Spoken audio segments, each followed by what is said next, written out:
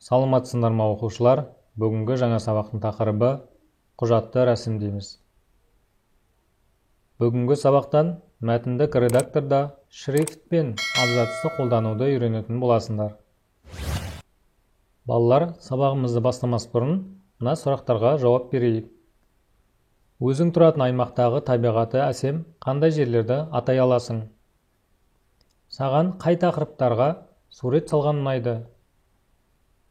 Сурет салу, өнер, шебер сөйлеуде өнер.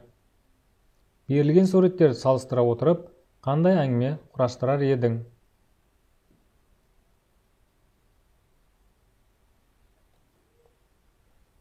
Мәтінді құжат құру барысында мәтінмен жұмыс схемада көрсетілген қадамдарды қамтиды. Балалар, біз өткен тақырыпта мәтін теру, мәтінді редакциялау командаларымен таныстық. Енді мәтінді пішімдеу жолдарын үйренейік. Мына берілген анықтаманы дәптерімізге жазып алайық. Мәтіннің бөлігі дегеніміз бұл таңба, сөз, жол, абзац немесе толық мәтін.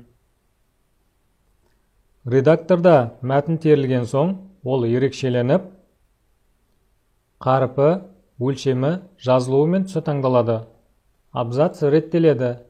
Қарып бөлімі Word мәтіндік редакторының мәзіріндегі главная шрифт бөлімінде орналасқан батырмалардың жұмысына тоқталып өтейік.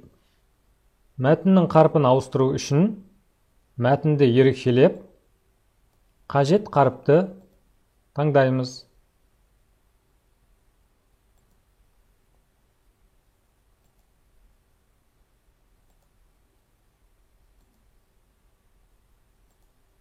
Қаріптің өлшемін өзгерту үшін оны ерекшелеп, қажетті өлшемді таңдаймыз.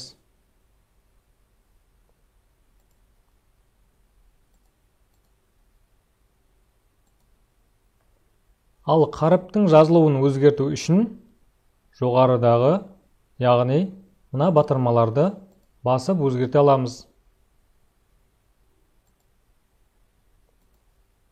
Бұл жуандату, қаріпті қисайту және қаріптің астын сызу батырмалары.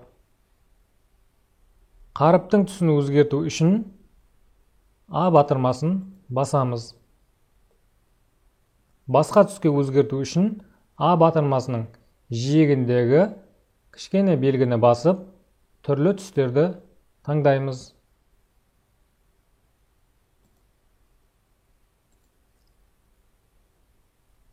Балалар, енді Word мәтіндік редакторының мәзіріндегі главная абзац бөлімінде орналасқан батырмалардың жұмысына тоқталайық.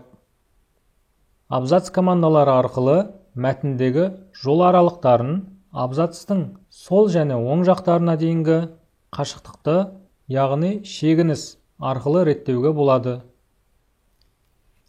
Терілген мәтінді сол жаққа қарай реттеу үшін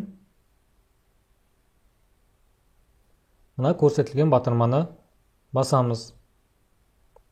Терілген мәтінді ортаға қарай реттеу үшін мына батырманы басамыз. Ал терілген мәтінді оң жаққа қарай туралау үшін келесі батырманы басамыз. Ал бұл батырма жол аралық интервал.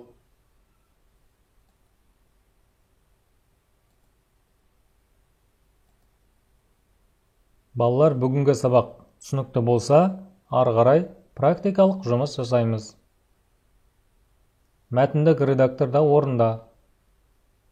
Бұл тапсырманы орындауға нұсқау. Ең алдымен Word мәтіндік редакторын ашып аламыз. Осы жерге мына берілген мәтінді тереміз.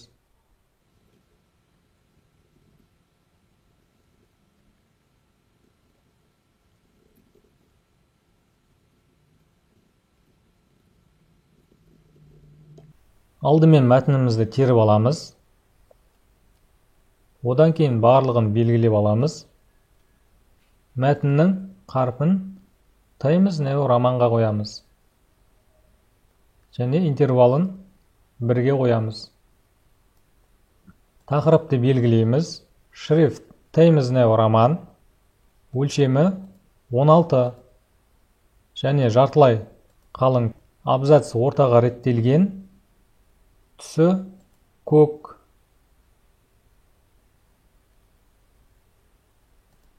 Келесі өлеңнің бірінші, екінші жолын белгілейміз. Қарпі Таймс-Нью роман. Өлшемі 12 және қиғаш.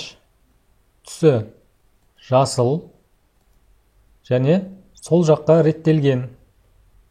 Келесі өлеңнің үшінші, төртінші жолын белгілейміз. Шрифт Таймс-Нью романда тұр және қаріптің өлшемі 14. Асты сызылған. Түсі қызыл түс және сол жаққа тураланған.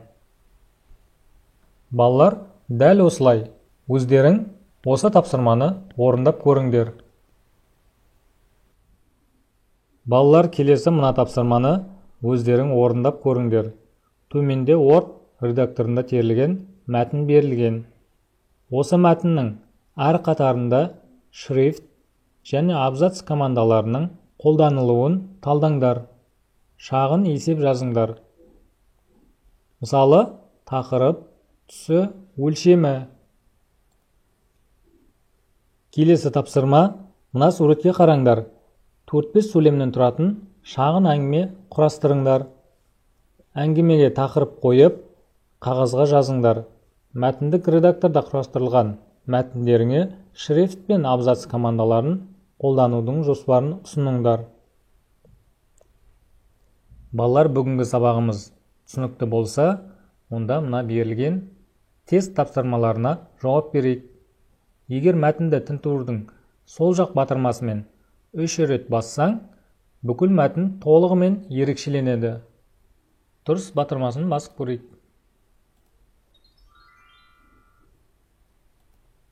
Тілді тек бір жолмен өзгерту мүмкін. Қате батырмасын басып көрейік.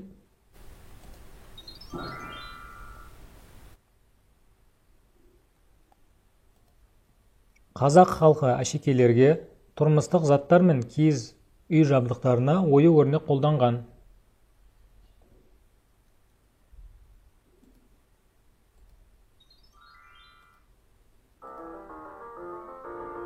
Жарайсың. Бүгінгі сабағымыз осымен аяқталды. Сау болыңдар балалар.